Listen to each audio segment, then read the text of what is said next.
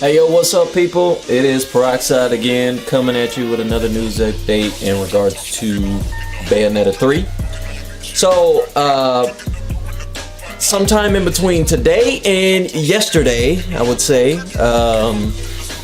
Hedeki Kamiya had got online on his Twitter and started to address some comments in regards to Bayonetta 3. Apparently, there's been some confusion going on. People are still badgering him about this whole exclusivity deal. I don't know why that's still a thing. Why people are, what don't people get about that? And it's just like, why isn't Bayonetta on this? And why isn't Bayonetta on that? And over and over and over ad nauseum. This shit is ridiculous. It's simple, logical shit is going on. So, I believe Hedeki Kamiya went online and gave some clarification on a couple of things in regards to the development of Bayonetta 3 and development as a whole as a franchise and how it got established. So let's jump into it. All right, so we're gonna go ahead and read a couple of these tweets that he dished out these past couple of days or this past day. I'm going to go over the tweet, kind of give my thoughts on it, and then just continue on from there.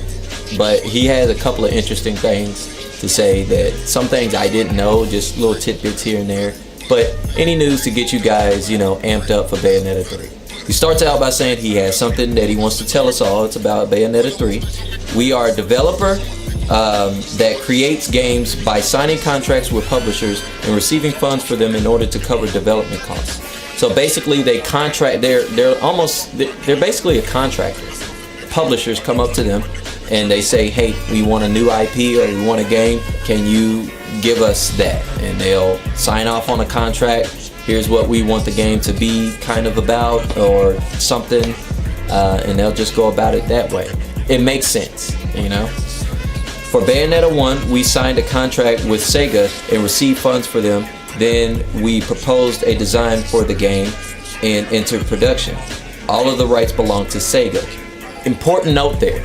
All of the rights for the Bayonetta IP belongs to Sega, as well as Bayonetta 1. The whole idea, the intellectual property of Bayonetta, that character, is a Sega character. It's not Nintendo. You see what I'm saying? A lot of people say that Nintendo basically created the character or whatever. That's false. That's not the case. Sega owns Bayonetta's IP, all right? But we'll get into the whole thing about Nintendo in a second here. He's going to get into that. He continues on and he says, at the time, our company had only just been established and we weren't properly equipped for multi-platform development. So after discussing with Sega, we decided to develop the game exclusively for the 360. The original Bayonetta 1, in mind, they had the vision for an exclusive project for the 360. This is probably why the game performed a hell of a lot better on the 360 as opposed to the PS3. There are probably other reasons why that is as well, but we'll get into that in a bit. However, after that, one of Sega's trading partners ended up making a port for PS3 as Sega's behest, whatever that means. More recently, they also decided that a Steam version should be developed, which was released last year. Sega owns the rights to all of these versions. Sega owns the rights to the Bayonetta IP for especially Bayonetta 1. They can do whatever the hell they want with it. They can have it on multiple platforms.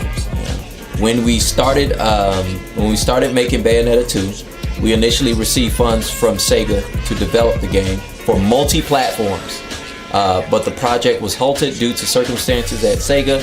Nintendo then stepped in to continue funding the game, allowing us to finish it. That is important, all right? That means that Bayonetta 2 was actually initially supposed to be a multi-platform game.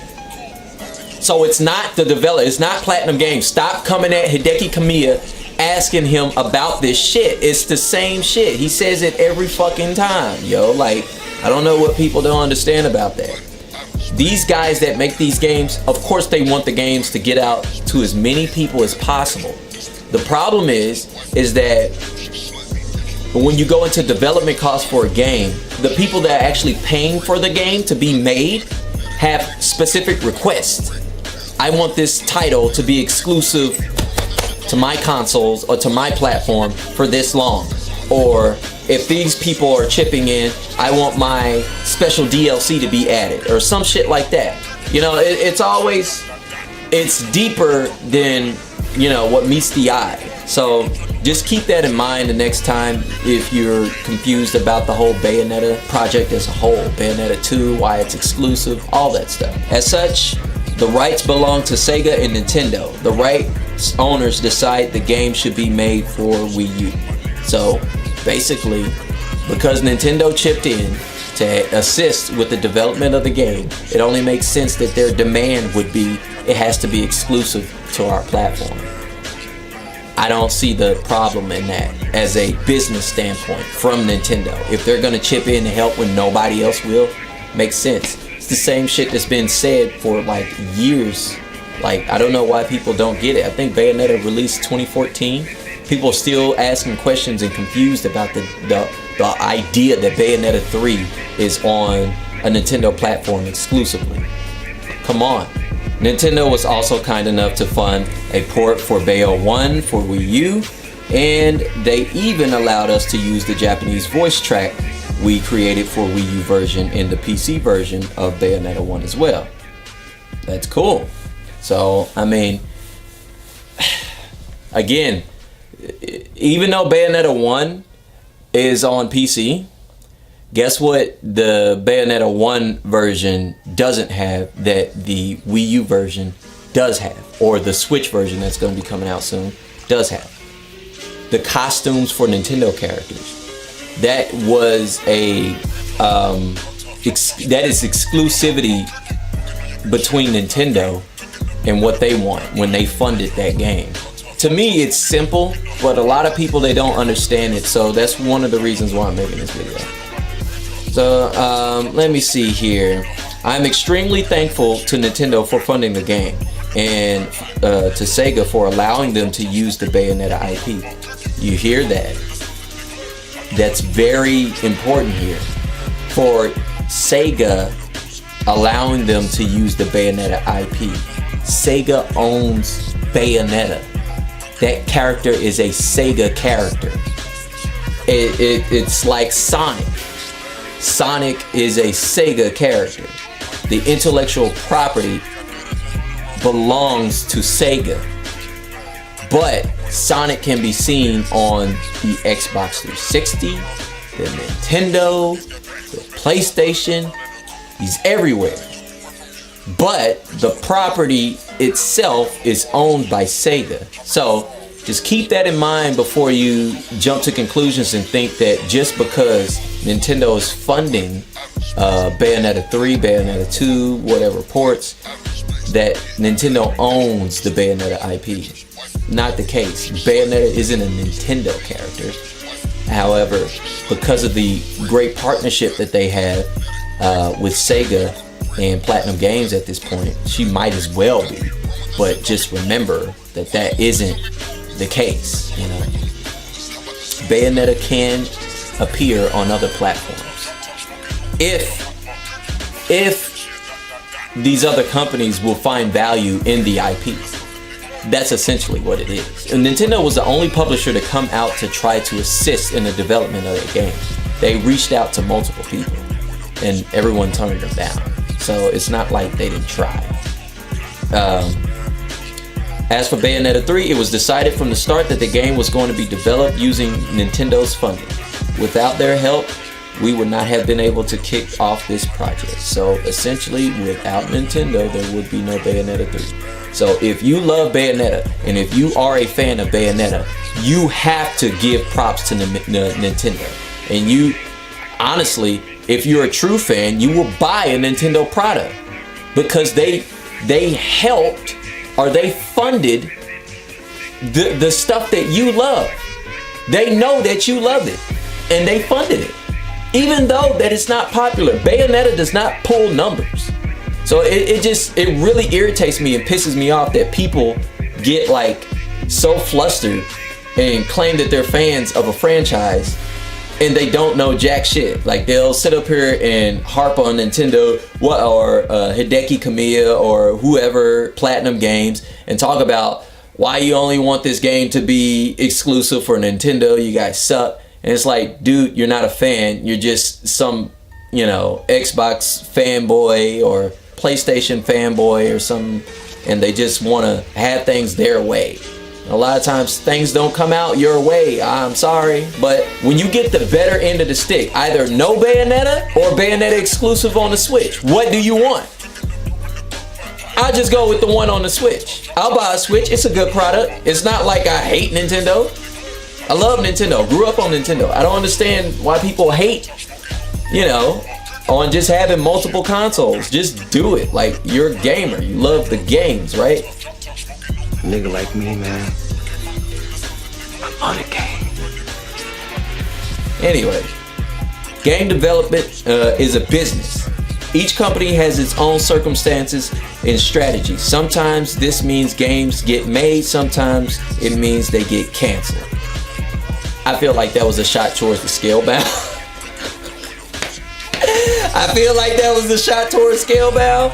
But I'm on, yeah. Whichever the case. That is the truth. That is the harsh truth, unfortunately.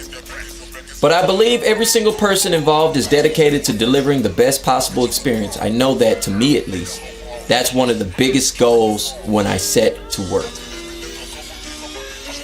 He's always given his all when it comes to the games that he's directing or involved with. So it's kudos to him, man. He also continues, I cannot express how happy I am that we get to make Bayonetta 3, and we intend to do everything within our power to make it as good as can be. That's all we can do, and consider it our greatest mission. The funny thing about that, yo, the crazy thing about that, I remember when Bayonetta 1 first dropped, and I was like, Jesus, I don't know how they can improve on this. I don't know what they can do. It's so good. Then Bayonetta 2 comes out. That game is so phenomenal. It's so much better than the first one. It feels better, smoother. It doubles down on the original so much, it's ridiculous. It's so good. And to think that they're going to be doing a third entry that's going to be even better, I don't know. It's crazy, man. Awe-inspiring. It's going to be an awe-inspiring game. It took a while for production of Bayo 3 to get okay, but now that it has kicked off, I hope it will turn into a wonderful encounter for you all. I'm sure it will. So that's basically it. This also tells me, I'm not sure who's actually directing this game yet. I know definitely Hedeki Kamiya is involved, but he was a supervisor for Bayonetta 2. He kind of just supervised another director, Yusuke Hashimoto, right? Apparently, this guy he was the one directing Bayonetta 2. I'm not too sure if Hedeki Kamiya is going to be the director or not, or just a storyboard lead or something. But one thing's for sure, he's definitely going to be involved, and he's going to be involved to a substantial degree. So whether if he's a director or not makes no difference. He's there, so the influence is going to be palpable. All right. I think he is, because he's speaking on it so much. I don't remember him speaking on Bayonetta 2 as much as he is with Bayo 3. I think he's taken the lead role. I can't think of many games, like, you can harp on Platinum Games, but Hideki Kamiya has made some of the best games in the history of gaming, and they're so, like, critically acclaimed. They don't get the recognition that they're supposed to. Like, all of his games are like fucking fire to me. Resident Evil 2, Devil May Cry 1, Beautiful Joe, fucking Okami, Bayonetta. Like, his games are like top tier shit. It's just a matter of getting that financial backing from the people, because he makes good quality product. He's involved with, his games are good in quality, you know.